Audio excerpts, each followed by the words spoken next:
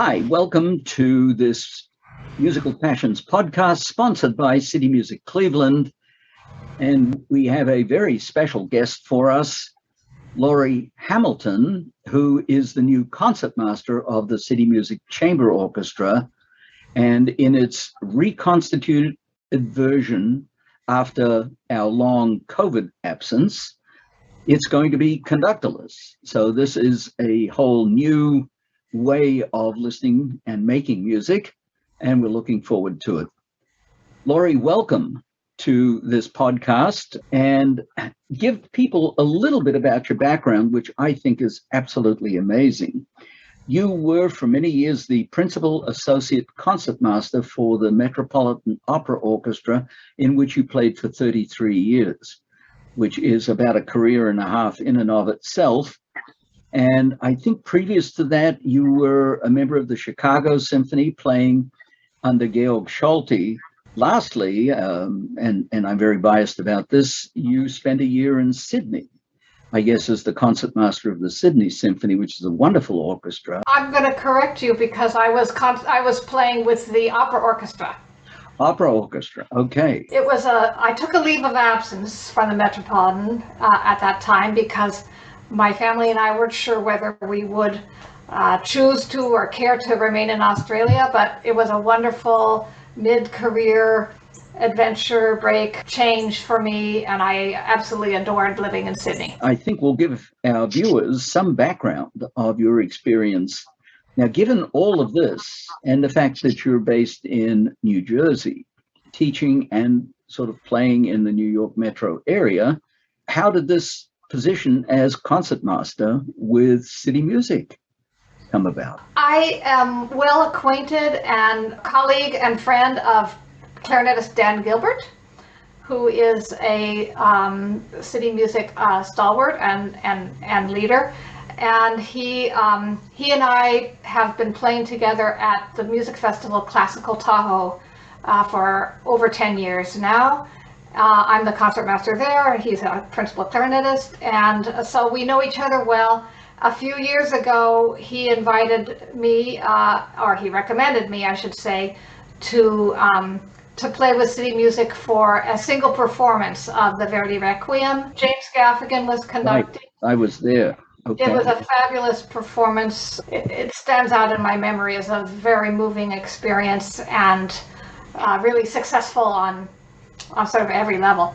So I got to know Eugenie and Ron, and I enjoyed working with the group, and I guess I made a good enough impression because now, several years later, in this new manifestation of CityMusic Cleveland Orchestra, conductorless, they've invited me to step into that role as concertmaster.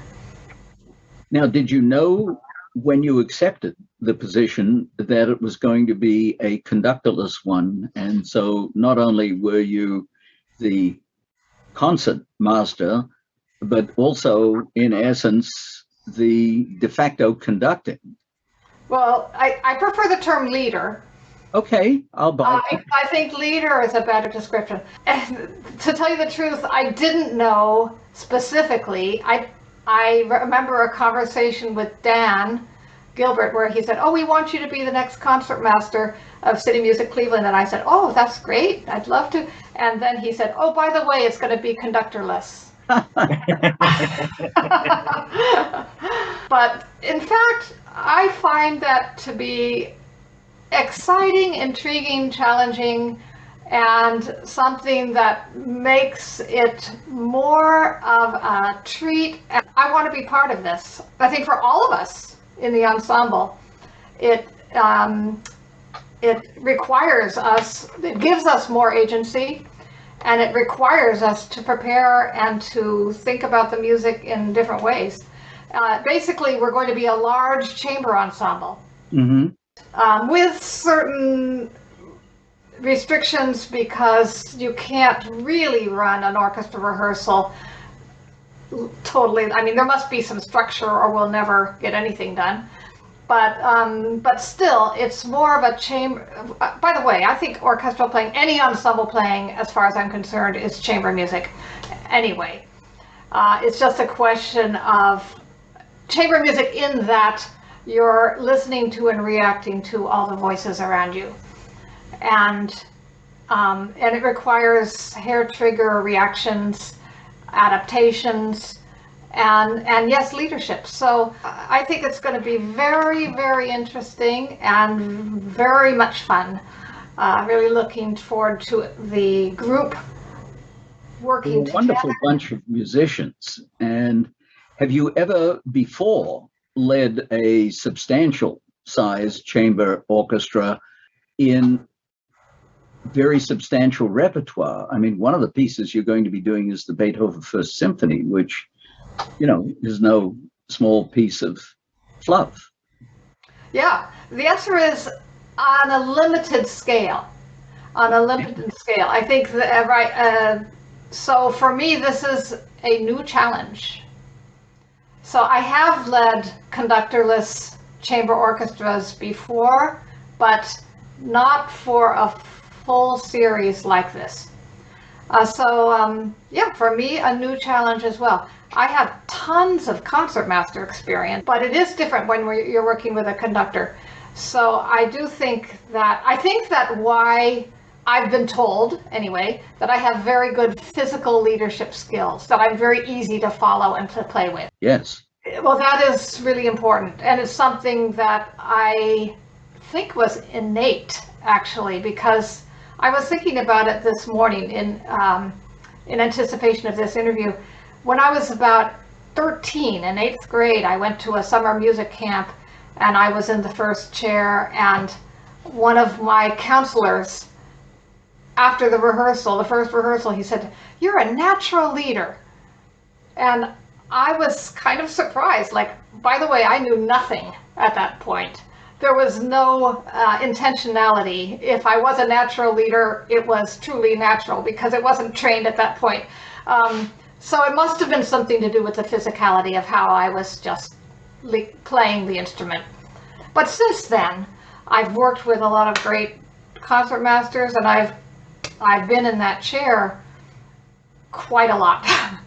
So I've developed my own style and techniques, and I think the most important thing to transmit with the physical approach to playing is confidence. Confidence and clear motions. By the way, I do not think that I have to be bobbing and weaving and moving all over the place. It's not necessary. But the motions that I make need to be confident, not hesitant, and visible. It can't be so subtle that there's nothing happening. You've certainly given us an incredible foretaste of what's coming up with this concert. And I will let you go with a busy schedule like yours. Laurie, thank you so much for doing this, and we'll be in touch. It's been a pleasure, and it's been so nice meeting you both. Laura Hamilton's debut as concertmaster will be at the CityMusic October concert. The concert will be presented Thursday, October 27th at 7:30 at the Temple Tifereth, Israel. That's at 26,000 Shaker Boulevard in Beechwood. Or Friday, October 28th at 7:30 at St. Noel Catholic Church. That's at 35200 Chardon Road in Willoughby Hills. Saturday, October 29th, the Shrine of St. Stanislaus will be the site of the concert at 7:30 p.m. St. Stanislaus is located at 3649 East 65th Street in Cleveland. And finally, an afternoon concert on Sunday, October 30th at 3 p.m. at Lakewood Congregational Church at 1375 West Clifton Boulevard in Lakewood. A reminder that these free concerts are made possible by generous contributions from friends like you. We hope you'll enjoy the concerts.